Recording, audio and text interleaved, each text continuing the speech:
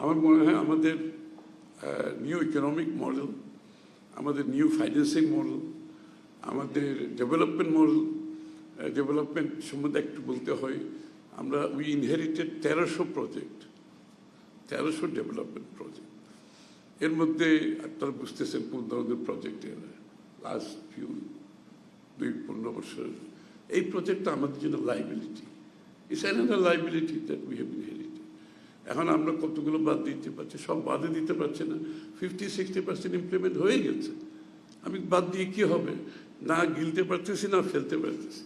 So we are a big problem with that. তো আমরা এখানে এইটার জন্য আমি সবসময় বলছি আমাদের 2 বছরের কুশল লাগবে, কারণ এগুলো সব আমাকে এক্সস্ট করতে হচ্ছে। I have to clean the balance sheet of the country first. Balance sheet clean করতে গেলে আমাকে এই 1300 প্রজেক্টের মধ্যে সিলেক্ট করে কোনটা করব, কোনটা করবো না, কোনটা আবার রিপারপাস করতেছি, যেখানে সম্ভব ওখানে আবার রিপারপাসিং করতেছি।